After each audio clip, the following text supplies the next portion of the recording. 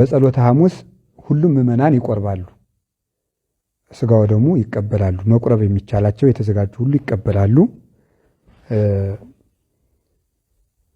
ተዘጋጅተን እንቀበላለን ስጋው ደሙን። ለምን የጸሎተ ሐሙስ ዕለት ብቻ የሚቀደስበት ምክንያት የጸሎተ ሐሙስ ዕለት ሐሙስ ሐዋርያትን አቁርቦ ዓርብ ስለተሰቀለ ያንን ታሳቢ ማድረግ የዛለት ምስጢረ ክህነትን ለማስተማር ሥርዓተ ቁርባንን ለማስረዳት 12ቱን ብቻ አቁርቧል። ዛሬ ግን ስጋው ደሙ ለሁሉ ስለተሰጠው ሁሉም ምዕመናን ይቆርባሉ ማለት ነው። በዕለተ ዓርብ ስቅለት ነው። ሕማሙን እያሰብን በወይራ እየተጠበጠብን ይህን የምናደርግበት ምክንያት ወይራ ጽኑ ነው። ጌታችን ኢየሱስ ክርስቶስ የተቀበለው መከራ ጽኑ ነው። ከበረከተ መከራህ አሳትፈኝ፣ ቅዱስ ጳውሎስ በሕማሙም በሞቱም ልመስለው እወዳለሁ ብሎ ፊልጵስዩስ ምዕራፍ 3 ቁጥር 11 ላይ እንደነገረን ሞቱን በሚመስል ሞት ለመሳተፍ ወይራ እየተጠበጠብን ኃጢአታችን እየተናዘዝን እንፈጽመዋለን። ፓትርያርኩ ዝቅ ብለው የኔን እግር ሲያጥቡ ክርስቶስ እንዲህ እኮ አድርጎ ነው ዝቅ ብሎ ደቀ መዛሙርቱን ያጠበው። እኛ ዝቅ ብለን እንድናደርገው እኮ ነው ያስተማረን። ይህ እንዳይረሳ ለማለት ነው። እንግዲህ ከፍ ያለው በማዕረግ ከፍ ያለው በዕድሜ ዝቅ ብሎ ይኸው ያጥባል። እናንተም ቤታችሁ ስትገቡ ዝቅ ያሉት እንዲያጥቧችሁ አትፈልጉ። በዕድሜ በእውቀት በሀብት የምትበልጧቸው እንዲያከብሯችሁ እንዲያጥቧችሁ እንዲያገለግሏችሁ አትጠብቁ። እናንተም አገልግሏቸው። የጸሎት ሐሙስ ዕለት ሰውነቱን ታጥቆ አደግድጎ የደቀ መዛሙርቱን እግር አጠበ።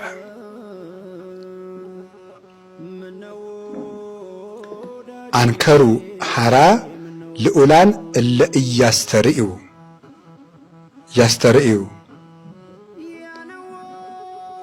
አንከሩ ላይካኒሁ መላእክት በመካኑ ልዑል እንዘይት ለአክ ለአርድእት በሰማይ በልዑል ቦታ ሆነው የሚያመሰግኑት አገልጋዮቹ መላእክት ለደቀ መዛሙርቱ ሲያገለግል ባዩት ጊዜ ፈጽመው አደነቁ። ርዕዱ ላይካኒሁ አገልጋዮቹ መላእክቱ ደነገጡ። ሶበ ርእይዎ ለእሳት ግሩም እንዘ ይቀንት አቁየሁ ወገቡን ታጥቆ እግር ሊያጥብ ሲንበረከክ ሲያዩት ያ የሰማይ እሳት እግር ሊያጥብ ወገቡን ታጥቆ ሲያዩት መላእክት ደነገጡ ይላል። ደነገጡ ያለ ትሕትና አለ ብለው። ቃለ ሕይወት ያሰማልን አትሉ? ቃለ ሕይወትን ያሰማልን። በእውነት መምህራችን ርዕሰ ሊቃውንት አባ ገብረ ኪዳን በዚህ መልክ የጣፈጠውን ወንጌል ትምህርት ስለነገሩን ማለት ነው። እንግዲህ ቅድስት ቤተ ክርስቲያናችን ሰማያዊውን ስርዓት በምድር የተከለች አሐቲ ቅድስት ቤተ ክርስቲያን ነች። ጌታ ኢየሱስ ክርስቶስ በስጋ ማርያም ተገልጦ በሚያስተምርበት ወቅት የሐዋርያቱን እግር ማጠቡን አብነት አድርጋ ዛሬም ጳጳሳቱ፣ መምህራኑ፣ ሊቃውንቱ የምእመናኑን እግር ያጥቡበታል። ታላቅ ቀን ነው ማለት ነው። ይህንን ድንቅ ቀን ነው አባታችን በዚህ መልኩ እየነገሩን ማለት ነው። እንግዲህ እኛ ከአባቶቻችን ከጳጳሳቱም ከመምህራኑም ከሊቃውንቱም ምእመኑ ማለት ነው ስንታጠብ እግራችንን ፍጹም የመሸማቀቅም የማፈርም ነገር የለብንም በዚህ ወቅት ማለት ነው። ምክንያቱም ስርዓተ ቤተ ክርስቲያን ነው ትሕትና የምንማርበት ስለ ለሌላው ጊዜ ቢሆን እንዲህ ያለውን ነገር የማናደርግነን እኛ ዝቅ ብለን የምናጥባቸው የሚሆን ነው። ዛሬ ግን በዚህ ልክ አባም የተናገሩት አቡነ ኤርሚያስም አባ ገብረ ኪዳንም ይህንን የነገሩን በዚህ ድንቅ ነገር ስለሆነ ማለት ነው። በድጋሚ ሁላችሁንም እንኳን አደረሳችሁ። ጸሎተ ሐሙስ ጉልባን የምትበሉ ሰዎች ለምንድነው ጉልባን የምንበላው? የጸሎተ ሐሙስ ቀን ምሳሌው ምስጢሩ ምንድነው? ይሄንንማ ልታውቁ ይገባል። ልጆቻችሁ ቢጠይቋችሁ ምንድነው የምትመልሱላቸው? እነግራችኋለሁ። በደንብ አድርጋችሁ ስሙኝ። ጸሎተ ሐሙስ ቀን ጉልባን ለምንድነው የምንበላው ስንል የእስራኤላውያንን ጉዞ ለማስታወስ ነው። እስራኤላውያን ከምድረ ግብጽ ሲወጡ በጣም እየተጣደፉ ስለወጡ ማለት ነው የወካ ነገር ለመብላት ጊዜ የላቸው ነበር እና የሚበሉት ንፍሮ እየቀቀሉ ምናምን ነበርና ይህንን እየቀቀሉ ይበሉ ስለነበረ የነሱን ጉዞ ለማስታወስ ከነሱ የመጣ ትውፊት ነው። እኛም ጉልባን የምንበላው ነገ የጸሎተ ሐሙስ ምስጢሩ ግን ይሄ ጉልባን እንደምታዩት የተከካና ገለባው ከላው ላይ የለቀቀ ባዶ ገላውን ነው ይሄ ጉልባን። እናም የምስጢሩ ክርስቶስ በመስቀል ላይ ሲሰቀል እርቃኑን የመሰቀሉ ምሳሌ ነው። እርቃንህን ተሰቅለህ ነው ያዳንከን ለማለት ነው ጉልባን የምንበላው። እንደዚሁም ይሄ ጉልባን ጨው በዛ ይልበታል። በጨው ደግሞ ውሃ የሚያስጠማ ነው። በመስቀል ላይ ተጠማሁ የማለቱ ምሳሌ ነው።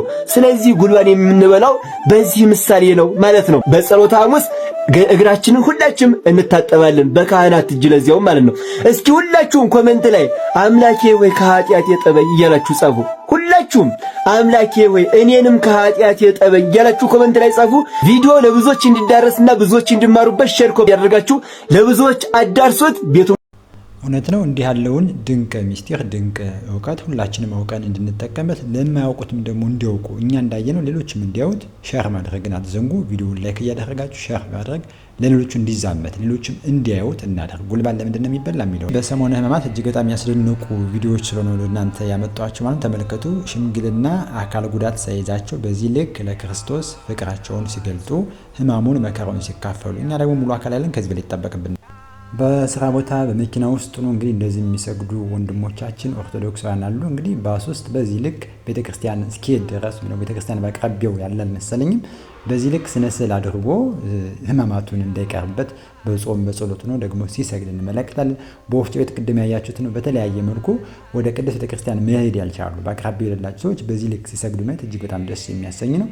እንግዲህ እግዚአብሔር በቸርነቱ ሁላችንም ተቀብሎ ደግሞ ሁላችንንም በፍቅር በሰላም ያኖረን ዘንድ ቅዱስ ፈቃዱ ይሁንልን። አረንጓዴው ሐሙስ፣ የነጻነት ሐሙስ፣ ትእዛዘ ሐሙስ፣ ምሴተ ሐሙስ።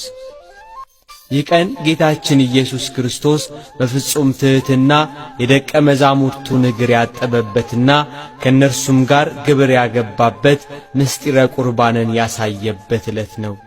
ጸሎተ ሐሙስ ለየት የሚያደርገው ዕለተ ሐሙስ ቅዳሴ ይቀደስበታል። ሰኞ፣ ማክሰኞ፣ ረቡዕ፣ ዓርብ፣ ቅዳሜ በእነዚህ ጊዜያት ቅዳሴ አይቀደስም።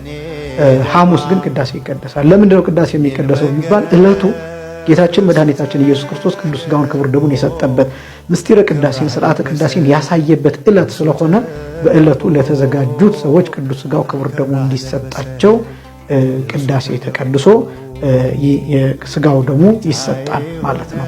ዕለቱን ቀጥታ ለማሰብ የሚከናወን ስርዓት ነው። በተለየ ስርዓት ያው የቅዳሴ አገባቡ እንደው ተገኝታችሁ ብታዩት እጅግ በጣም ደስ ይላል። በተለየ ሁኔታ ከሌሎቹ በዘወትር ቅዳሴ ከሚገባባቸው ስርዓቶችና አፈጻጸሙም ለየት ባለ መልኩ የሚደረግ ነው። ስለዚህ ዕለተ ሐሙስ ጸሎተ ሐሙስ በዚህ መልኩ ይከበራል።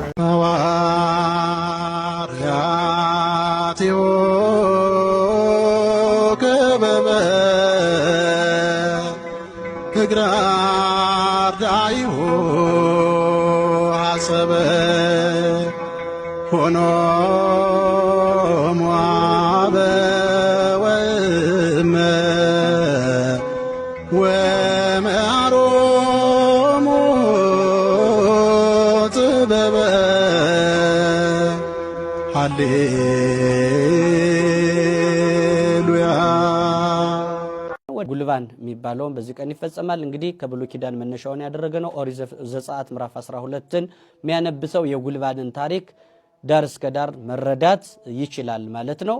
እስራኤላውያን ከግብፅ ከፈርዖን አገዛዝ ነፃ መውጣታቸውን ምክንያት አድርጎ የተሰራ ስርዓት ነው ማለት ነው። ግብፅ ጨለማ ናት። እግዚአብሔርም ከጨለማ ወደ ብርሃን ሊመልሰን ነው መስቀል ላይ የዋለው። ሙሴ የክርስቶስ ምሳሌ ነው። ግብፅ የሲኦል ምሳሌ ናት። በዛ ሲወጡ ግን በፍጥነት ያልበሰለ ያልቦካ ነገር ይዘው ስለነበረ ያንን የሚያስታውሰውን ነገር በዕለተ ሐሙስ እናከናውናለን ማለት ነው። እሱንም ተጨማሪ አድርጎ መያዝ ማሰብ ይገባል ማለት ነው። የንስሐ እንባ አወረደችው፣ ጎረፈ። የንባቡ እግሩ ስር ወድቃ ስታለቅስ እግሩን በንባዋ አጠረችው። ስሞንን ቀደመችው። ቀደምት ይከውኑ ለሐርተ ወዳርት ይከውኑ ቀደምት። እሱም አስተምሯል። እነዚህ ያጣን መጸባን ዘማውያን ቀድመዋቸው መንግሥተ ሰማያት ይገባሉ ብሏቸው ነበረ። አቤቱ ገብታ ቀደመችው። ስሞንን እግሩን አጠበችው በንባዋ። በአንባ አርሐሰተኒ በንባዋ እግሬን አጠበች። ወበስርታ መዝመዘተኒ ጸጉሯ ደግሞ በጣም ስንፍልፍል ያለ ያማረ ጸጉር ነበራትና ዞር አድርጋ እንዲጥልን አድርጋ እንደፎጣ እግሩን በእንባ ያጠበችውን እግሩን በፀጉሯ ወለወለችው፣ አሸችው፣ እንደ ፎጣ አደረገችው። ሁለት ዘይት አቀረበች። የመጨረሻው ዘው የመጣችው ሽቱ ነው። ሽቱን ራሱን ቀባችው። ዞር አለ። ደስ አለው። መድኃኒዓለም ክርስቶስ ደስ አለው። ከልብ የሚሰራ ስራ ይወዳል። ማርያም ተፍረት 5 ሳንቲም አላስቀረችም። ለዝሙት የሰበሰበችውን ገንዘብ ሙሉውን ነው ዘው ይመጣል። ከልቧ ነው ንስሐ ይገባል። ከልብ ንስሐ የሚገባ ሰው ይቀበለዋል። ዛሬ ፈያታዊ ዘይማን ከልቡ ንስሐ ስለገባ ጊዜ አልፈጅበት ወዲያው ይተቀበል። ማርያምን በአንድ ቀን ነው ይቅር ያለ። ማርያም ተፍረት ስምዖን አቤት አንድ ነገር ጠይቃለሁ አለ። ምንድን ነው ጌታ ያለው? ለአንድ ሰው 2 ባለዕዳዎች አሉ። አንዱ 500 ወርቅ ተበድሯል። አንዱ 50 ተበድሯል። የሚከፍሉት አጡ። ያ በዳሪው ሰው የሁለቱንም ትቶላቸዋል ዕዳቸው። ማንኛው አብልጦ ሊወደው ይገባል አለው። እንዴ 500 የተወለት ነው እንጂ አለው። ያቺ ሴት ኃጢአቷ ብዙ ነው። 500 የተባለች እሷ ናት። 50 የተባለ ያንተ ነው። ወይም ደግሞ 300 ወቄት ወርቅ እሷ የገዛችበት ነው። አንተ ዳቦ የገዛህ በ50 ብር ነው። የንስሐውን ገንዘብ ራሱ በደንብ አድርጎ ነው ያብራራው። ብዙ መስጠት ለቤተ ክርስቲያን ብዙ መስጠት እንዴት እንደሚጠቅም ቃለ ሕይወት ያሰማልን። ሊቀ ሊቃውንት ዕዝራ አዲስ እንግዲህ በዚህ መልክ ጸሎተ ሐሙስን ወይም ደግሞ የሽቶ ቀን፣ የእንባ ቀን እየተባለ የሚታወቀውን ብዙ ስም ያለውን ይህንን ዕለት የተወደደችውን ታላቋን ቀን፣ የሚስጥር ቀን፣ የቁርባን ቀን የምትባሏን ይህችን ቀን በደንብ ሲያስተምሩ ሲያብራሩ በቤተ መቅደስ ውስጥ እንዳያችሁት ነው ማለት ነው። እጅግ በጣም ድንቅ ነው። ይቺ ማርያምን ተፈርት ያደረገችው ነገር እኛም ሁላችን ልናደርገው የሚገባ ነው። እርሷስ እንባዋንም ሽቷንም ሰጠች። እኛ ስለ ክርስቶስ ምንድን ነው የምንሰጠው? በተለይ በዚህ በሕማማቱ ምንድን ነው የምናደርገው? ጉልበታችን እስኪ ድረስ እየሰገድነ ፍቅሩን ያደረገልንን ውለታ በተለይ ደግሞ ምሕረቱን እያሰብን በደላችንን የከደነውን ኃጢአታችንን የተወልን ጌታን ልናመሰግነው ይገባል ማለት ነው። ርዕሰ ሊቃውንት አባ ገብረ ኪዳን በቤተ መቅደስ ውስጥ እንዲህ ሲያደርጉ ታይተዋል። እስኪ እንመለከታቸው። አገልግሎታቸው አሁን በሕማማት በጣም ብዙ ነው የሚያገለግሉት። እንደምታዩቸው ሊቀ ሊቃውንት በዚህ ልክ ያስተምራሉ። ርዕሰ ሊቃውንት አባ ገብረ ኪዳን ደግሞ ምን ሲያደርጉ ነበር ቤተ መቅደስ ውስጥ?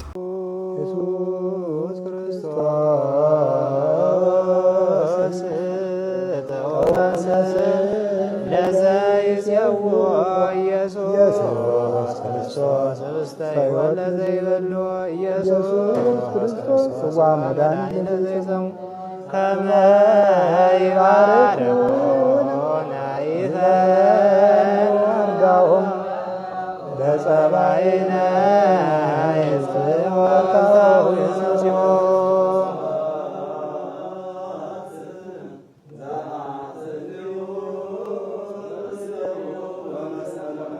አዘቅተ ቁርባን አምልኮ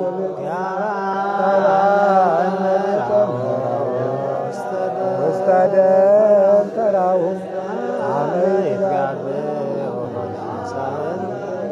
ለጥባ ሥጋከ ንሴሰዮ ወለነቃደምከ ንረኩዩ ኢየሱስ ክርስቶስ በግ ዘቀራንዮ የላይከ ንትሜነይ ከመ ንረአዮ ሰስያስ ራሲ ለስእለት ነደዮ ወበሕማመ ሞትከ አምላካዊ ለቁስልና ተእዮ